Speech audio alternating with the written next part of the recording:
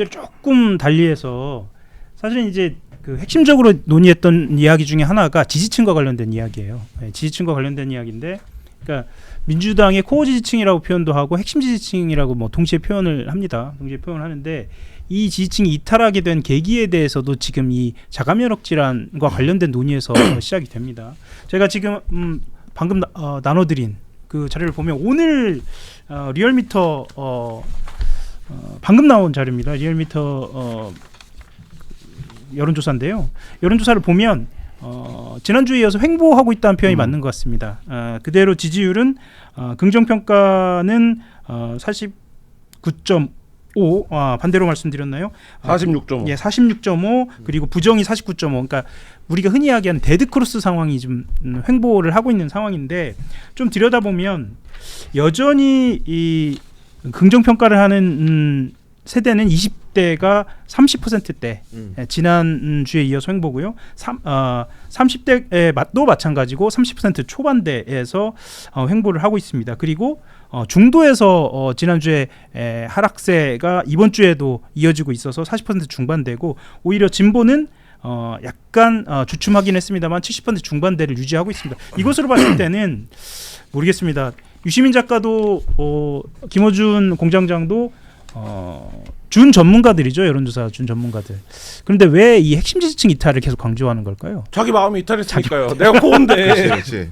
내가 코어인데 나의 마음이 이탈했으니까 지난주부터 계속 얘기했던 거 아닙니까? 여론조사상의 지표나 객관적으로 코어 지지층이 빠졌다라는 흐름이 확인되지 않는다. 그리고 우리가 이제 논리적으로만 봐도 코어 지지층은 늦게 빠지죠. 그게 당연한 거 아닙니까? 예를 들면 그렇죠. 원래는 그렇죠. 네, 그럼 우리가 옛날에 대구 선거 옛날 얘기할 때 대구가 워낙 코어들이 많기 때문에 이게 지금 현상적으로는 이렇게 높여 보여도 지표가 그렇게 나와도 코어는 안 흔들린다라고, 그래서 대구는 아마 어려울 거다라는 분석을 했던 거잖아요. 그런 것처럼 민주당의 코어 지지층도 지금 상황이 마땅치가 않고 애들 일어나 싶지만 그래도 지지율 조사를 하면 그들이 늦게 빠지죠. 근데 지금 지지율이 이렇게 빠지는 거는 결국엔 모든 여론조사의 기본적인 ABC지만 스윙보터들이 움직이는 거죠. 이게 상황이 마땅치 않거나 뭐 내가 동의하지 않는 이슈가 있거나 뭐 이런 상황인데, 이거를 코어 지지층이 빠진다라는 진단 자체가, 그래서 저는 뭐 지난주에도 말씀드렸지만 허구적이라는 생각이 들고, 여기서 근데 자꾸 왜 코어 지지층 얘기를 하지? 나의 마음이 이탈한 거예요. 그 얘기인 거죠, 뭐. 그래서 저는 유감인 거예요. 사실 데이터만 이렇게 우리가 지금 기사도 이렇게 보고 있지만 데이터만 봐도 아니거든요. 핵심 지지층보다 중도 또는 보수라고 평가받던 사람들의 지지도가 계속 빠지고 있어요. 지역도 그렇죠. 지금 부산, 울산, 경남 여기서 제일 많이 빠졌더만요. 그렇죠. 이번에도 호남이 그럼 확 빠져야죠. 그 말에 맞으려면 코어가 빠진다면. 근데 그렇지 않잖아요. 근데 심지어 제가 그때 관찰하건데 그 뉴스공장에서 그 코어 지지층 이탈에 관해서 여러 가지 이거 여론조사 가지고 얘기할 때 모 교수님께서 데이터를 보니까 그런 것 같지는 않아. 이렇게 말을 막더만요. 이거는 얘기하면 안 된다고. 이건 비겁한 거죠. 모를 리가 없잖아요. 모를 리가 없다. 네, 너무 비겁해요. 그건. 알겠습니다. 그 지금 속보로 하나 들어와 있는데요. 홍익표 정무수석이 직접 SBS 라디오에 나와서 이런 이야기를 했네요. 이 재건축론과 관련돼서 뭐 그 한 분의 발언에 일일이 대응하기는 그렇고 더 나아가서 재개발도 있었다고 생각한다라고 이야기를 했습니다. 대통령께서는 늘 정치를 정치인이 하는 것 같지만 국민이 하는 것, 국민이 한다라고 말씀을 해왔고, 우리끼리 논쟁보단 국민의 의견을 듣는 과정이 필요하다. 필요하면 증축을 하고 재건축을 하고 재개발까지 할 수 있는 논의 속에 판단할 문제다. 뭐 아까 강수영 변호사가 한 이야기하고도 그러니까 이게 집이나 건축에 비교하자면 지금 유시민 작가가 하는 얘기 이런 거잖아요. 이 집을 짓는데 내가 엄청 공을 많이 들였어. 야, 이 식탁도 내가 산 거고, 야, 이것도 내가 한 거고, 이 도배도 내가 했고, 뭐 이런 거잖아요. 이런 세력이 있는데 야, 우리가 지금 마음에 안 든다. 이 집주인이, 바뀐 집주인이. 그러니까 내 거 가지고 갈까? 내 거 가지고 가면 지금 앉아있을 의자도 없고 뭐 없는데 괜찮겠어? 뭐 이런 얘기인 거잖아요. 그러니까 지금 이 재건축이나 집에 비유하자면 그럼 이거는 뭡니까? 본인의 지분을 주장하는 거고, 그리고 크게 봐서 유시민 작가가 했던 그런 논리로 보면 지금 유시민 작가가 하는 논리의 말은 뭡니까? 야, 내가 김어준 씨도 계속 그 얘기를 하던데 40년 전부터 내가 여기 살았는데 지금 막 니네 막 재개발하고 재건축하자고, 그게 만약에 맞다면 이재명 당선으로 그 노선에 대한 동의가 있으니까 집권을 한 거잖아요. 그렇죠. 그런 거라고 봐야 되는 거잖아요. 그게 이제 말하자면 공정된 절차를 밟아서 진행이 된 거잖아요. 근데 이제 그런 얘기를 자꾸 하면 나 여기 40년 전부터 지분 있었어. 내가 이 동네 꾸밀 때 얼마나 애썼는 줄 알아? 나 여기 내 지분만큼 나 인정 인정해줘야 돼 이런 거잖아요. 그 우리가 그걸 재건축에서 흔히 뭐라고 부릅니까? 알박기라고 부르는 행위인 거잖아요. 그렇게 예. 그러니까 비유를 하자면 그러면 사실 이게 왜 저는 이 그렇게까지 감정적으로 상한 거에 대해서 유시민 작가가 논리적으로 설명해줘야 그 다음 얘기를 할 수 있는데 그게 아니라 지금 앞서도 제가 얘기했던 유시민 작가가 얘기했던 한 4가지 정도 문제는 유시민이 스스로를 표현하기를 전통의 40년 전국구 건달이라며 본인이 민주진영에 그러면 누구한테 전화해서 물어보면 되는 거 아닙니까? 그렇죠. 예를 들면 그 정부와 여당의 엄청나게 많은 인적 네트워크를 갖고 있잖아요. 그렇죠. 근데 혼자서 2달 동안 끙끙 앓았다라고 표현을 하던데 혼자서 2달 동안 끙끙 앓고 나서 공개적으로 나와서 하고 있는 얘기는 제가 볼 때 대부분 음모론이에요. 그 음모론적인 결론이거든요. 왜냐면 뭐 젊은 평론가들이 자기를 와서 무슨 잭나이프를 찌른 적이 없어요. 근데 뭐 그런 식의 이제 비유를 들면서 음모론 쪽으로 가버리면 이게 뭐 도대체 뭔가 이게라는 상황. 그게 서글픔이죠. 예. 그러니까 이 순식간에 언론들도 다 적대시하는 거예요. 한겨레는 그러면 뭐 어디 외압을 받아갖고 저 출연시키십니까? 아니잖아요. 저 지금 KBS 빼고는 다 고정이 있어요. 모든 방송에 종편까지. 그분들이 뭐 어디 외압 받았냐고요. 예. 갑자기 뭔가 위협감이 느껴지는데요. 하지만 한겨레는 꼭 고정이 계속 나와줘야 합니다. 자 다음 주제로 넘어가기 전에 좋아요 한 번씩 눌러주시면 더 많은 분들이 함께할 것 같은데요. 좋아요가 벌써 2,300, 400분 넘나들고 있는데 좋아요는 아직 500분밖에 없어서 좋아요 한 번씩 눌러주시면 더 많은 분이 함께할 것 같습니다. 자 재건축론도 재건축론이지만 이게 현실 정치에 어떻게 반영되느냐가 실은 더 중요한 것 같습니다. 유시민 작가가 뭐 사실상 참전을 했다고 봐야죠. 당권 경쟁이 본격화되는 그런 상황입니다. 자 차기 여당 당권 주자인 정청래 전 더불어민주당 전 대표죠. 그리고 김민석 국무총리가 어제 만났습니다. 어제 만나서 청년 당선인 워크숍에서 만나서 각각 자신들의 이슈를 강조를 했습니다. 정청래 전 대표는 이렇게 얘기를 했습니다. 이해찬 총리가 주장했던 민주적 국민정당으로 거듭나서 당원들이 당의 주인으로 공천권을 행사하는 시대가 됐다라고 이야기하면서 김대중, 노무현, 문재인 역사를 자양분 삼아서 이재명의 역사를 꽃피워야 하는 사명이 있다라는 것을 잊지 말자. 민주당의 정통성을 강조했습니다. 정통성 강조했고요. 자, 김민석 총리의 말은 조금 결이 다릅니다. 개혁의 DNA는 명확하게 지키면서 훨씬 더 넓게 과감하게 판을 바꾸자. 같으면 통합하고 다르면 연대하고 좁으면 확장해서 연속 집권할 수 있는 판을 만들자라고 얘기하면서 중도 확장 필요성 강조했습니다. 자, 정통성을 강조하는 한쪽 그룹과 중도 확장 필요성을 강요하는 한쪽 그룹 두 개의 깃발이 세워졌는데요.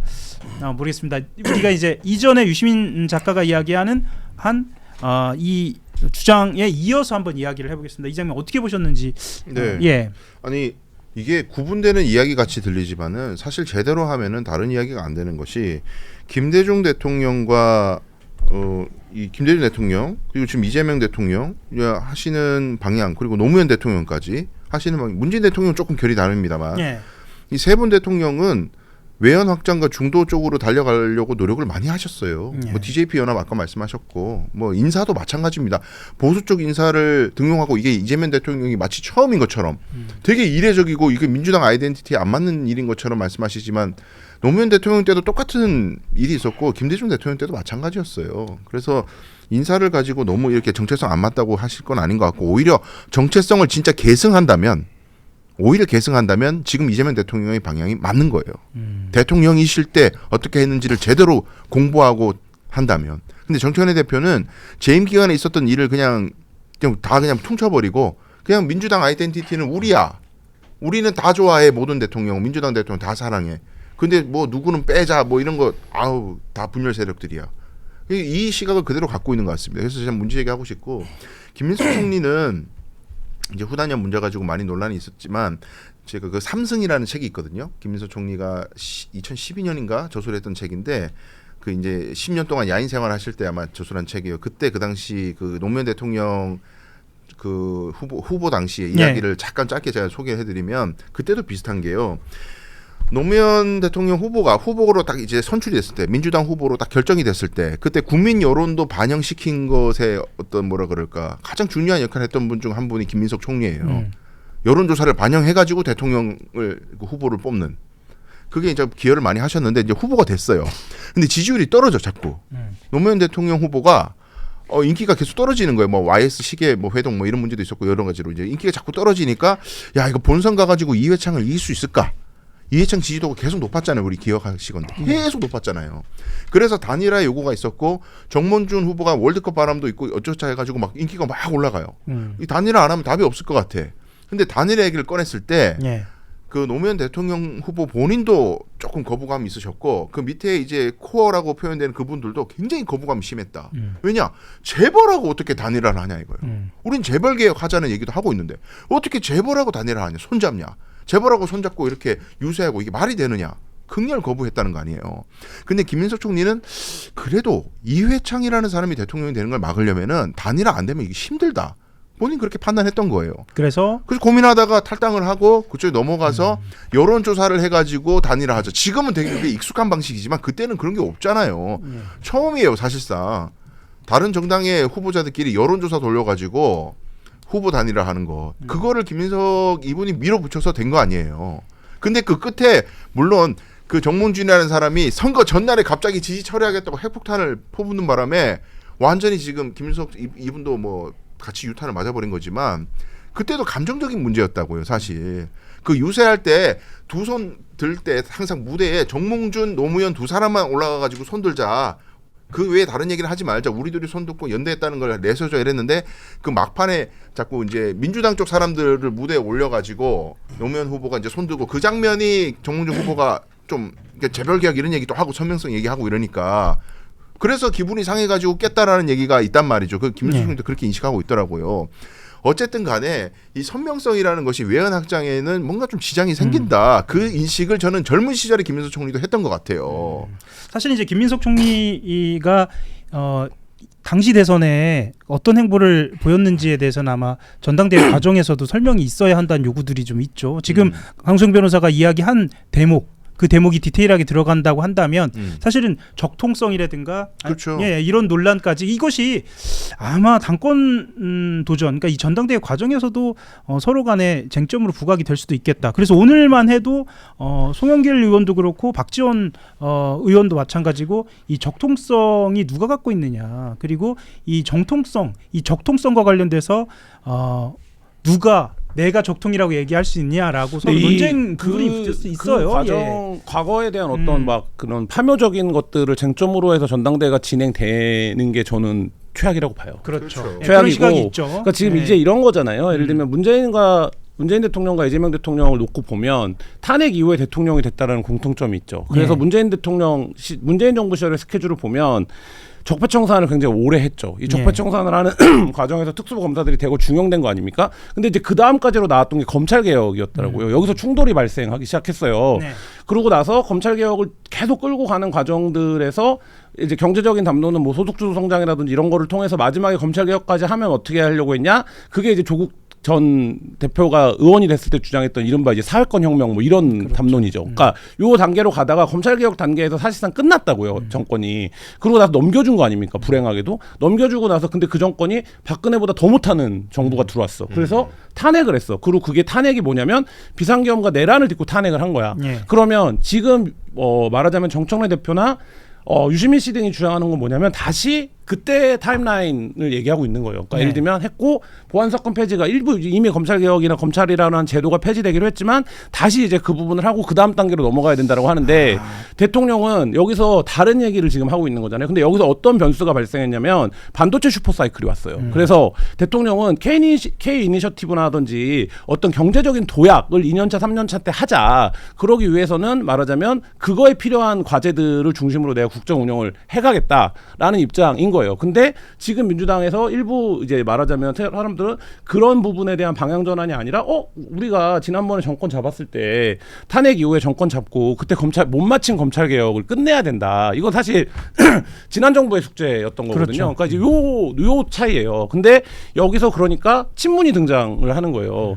그래서 뭐 이런 멸칭적인 표현이 등장하고 이게 굉장히 중요한 과제였는데 이거 민주당 정권이 우리가 또 권력을 잡았으면 정권을 잡았으면 이거를 해결하고 가야 되는 거 아니냐 이 얘기인데 저는 7월 이번 주 수요일 날 이제 문재인 대통령이랑 전 대통령이 이제 만나잖아요. 저 이게 분기점이 될 것 같아요. 지금 유시민 씨에 대한 발언에 대한 평가 어떻게 하던 소수 뭐 예를 들면 극렬한 지지층이 유시민 씨를 응원하던 이것과 상관없이 이미 분위기는 넘어갔다라는 게 확인이 되고 있는데 여기서 문재인 전 대통령이 나와서 뭔가 정리를 해서 이 세력에서 문재인 대통령을 빼버리면 사실 성립이 안 되거든요. 문재인 대통령이 통합과 화합의 메시지를 내고 이재명 대통령의 방향을 지지한다라고 얘기를 해버리면 사실상 끝나는 게임이 돼요.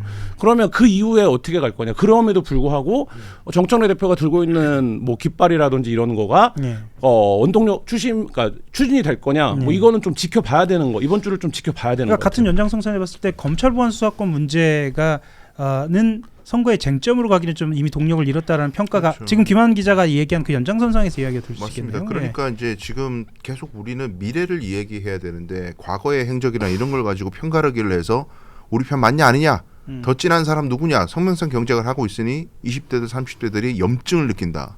20대 30대뿐만이 아니라 많은 당원들이 염증을 느끼는 그런 상황이라는 걸 정부 자각을 해야 되고 짧게만 아까 이제 김민석 총리가 여론조사 방법으로 단일화를 추진한 다음에 결국 정몽준 후보가 아슬아슬하게 사실상 이제 후보에서 낙마를 했죠.